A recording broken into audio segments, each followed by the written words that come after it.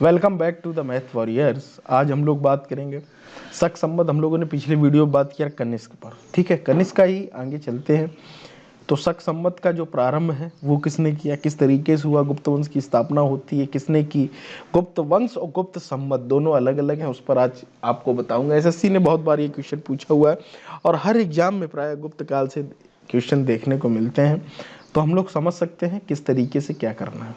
अगर आप लोगों ने चैनल को सब्सक्राइब नहीं किया तो जरूर कर लें। इसी उत्साह और उम्मीद के साथ जुड़े रहे मैथ वॉरियर के साथ, ठीक है।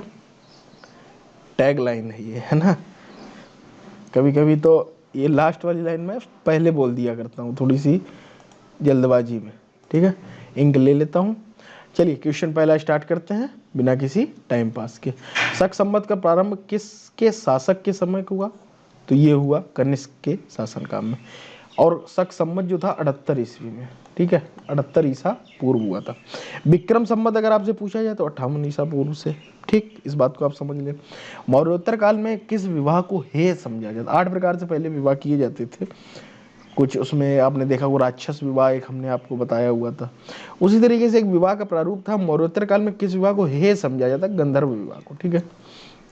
सम्मतों में किस भारतीय राष्ट्रीय सम्मत के रूप में शक सम्मत को, ठीक। प्लिनी कौन था, प्लिनी यूनानी भौगोलिक विशेषज्ञ, यूनानी भूगोल विशेषज्ञ थे प्लिनी, ठीक है। अब आ जाता है आप लोगों का गुप्त वंश। यहाँ से मेन इंपॉर्टेंट क्वेश्चन चालू होते हैं कि गुप्त वंश की स्थापना किसने की, तो श्रीगुप्त ने की थी, ठीक है। गुप्त सम्मत की स्थापना यहाँ पर देखिए पॉइंट ये हाईलाइट करिएगा। गुप्त सम्मत की स्थापना किसने की थी, चंद्रगुप्त प्रथम ने। किस युग को भारतीय संस्कृति में स्वर्ण युग कहा जाता, गुप्त काल को, ठीक। गुप्त वंश का वास्तविक संस्थापक किसे माना जाता, चंद्रगुप्त प्रथम को, ठीक। समुद्रगुप्त का दरबारी कवि कौन था, यहाँ पर देखिए समुद्रगुप्त की एक जो प्रचलित मूर्ति थी बीड़ा बजाते हुए, ठीक है। समुद्रगुप्त का दरबारी कवि कौन था, हरिशेन था, इस बात को याद रखना। सर्वप्रथम किसने महाराजा धीराज की उपाधि धारण की, चंद्रगुप्त प्रथम ने। किसने, चंद्रगुप्त प्रथम ने। आप लोगों को टेलीग्राम ग्रुप में पीडीएफ भी अवेलेबल हो जाएगी बहुत ही जल्द। आप इस वीडियो को देखें, वीडियो के बाद आपको प्लेलिस्ट में आपको इसके पूरे डिटेल, एक तरफ से एंशिएंट चल रहा है पूरे एक एक डेली बाय डेली। आप अगर पहला वीडियो देख रहे हैं, पिछले वीडियो सभी को सुने। और केवल मैं तो कहता हूँ हमेशा कोई वीडियो देखें, अगर आप नॉर्मल स्पीड में आपको स्लो लग रहा है तो 1.5 कर लो या 1.25 स्पीड में देखिएगा, ठीक है। भारत का नेपोलियन किसे कहा जाता है, समुद्रगुप्त को, ठीक है। भारत का नेपोलियन किसे कहा जाता है, समुद्रगुप्त को कहा जाता है, ठीक है। भारत का समुद्रगुप्त के बाद गद्दी पर कौन बैठा, चंद्रगुप्त द्वितीय। समुद्रगुप्त के बाद चंद्रगुप्त द्वितीय। इससे ये पता चलता है कि पहले नंबर पर कौन सा रहा, चंद्रगुप्त प्रथम। चंद्रगुप्त प्रथम के बाद बैठे समुद्रगुप्त, समुद्रगुप्त के बाद चंद्रगुप्त द्वितीय, ठीक है। चीनी यात्री, ये important question, most important, star लगा लीजिएगा। चीनी यात्री फाहियान किसके काल में भारत आया था, चंद्रगुप्त द्वितीय के काल में, ठीक है।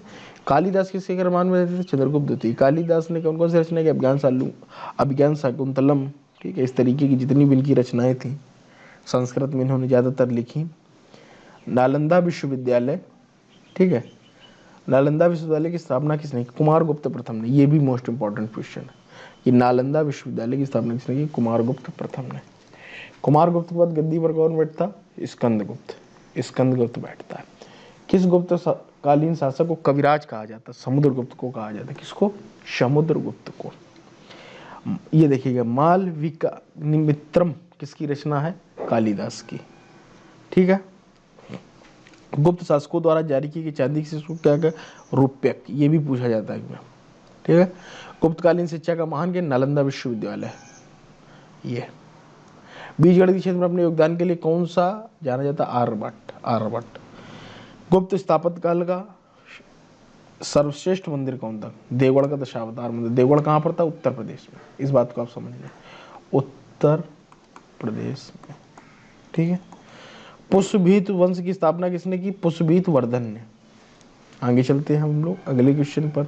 हर्ष ने अपनी, हर्ष का दरबारी कवि को, बाणभट्ट, बाणभट्ट। हर्ष का वर्धन, हर्षवर्धन की रचना किसने की, ऋषि ने की थी, ठीक है।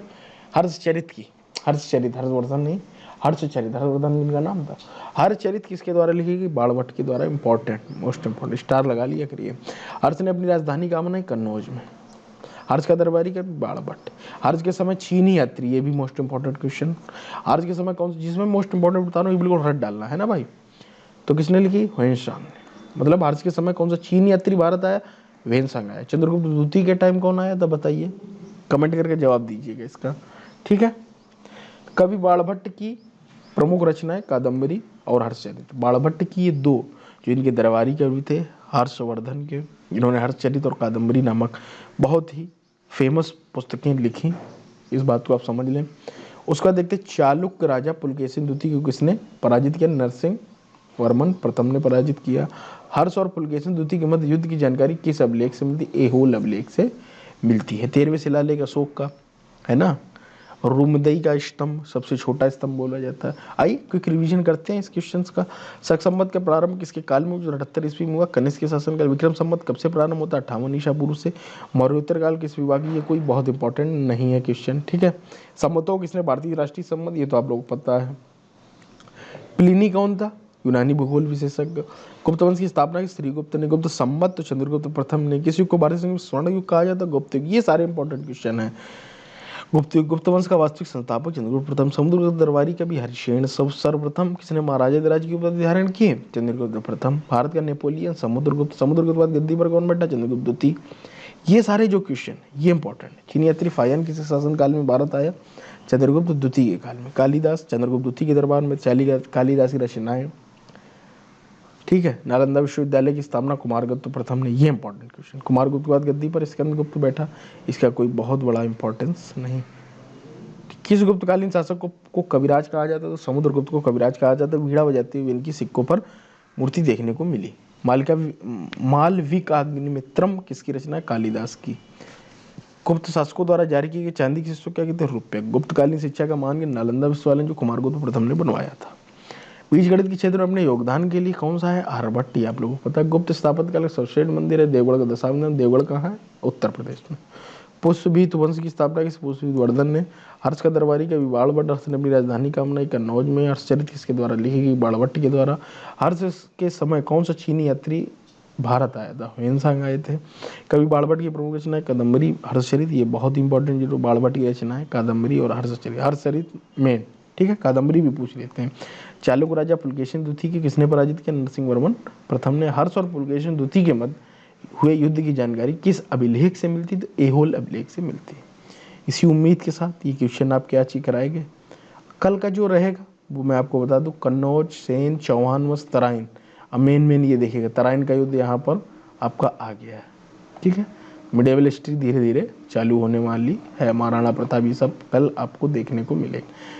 तो आप समझ लीजिए कि इस तरीके के आपको क्वेश्चन देखने को मिल रहे हैं, इसको एकदम रट डालिएगा। इसी उत्साह और उम्मीद के साथ चैनल को सब्सक्राइब जरूर कर लीजिए। मिलते हैं अगली वीडियो में, जुड़े रहिएगा मैथ वॉरियर्स के साथ।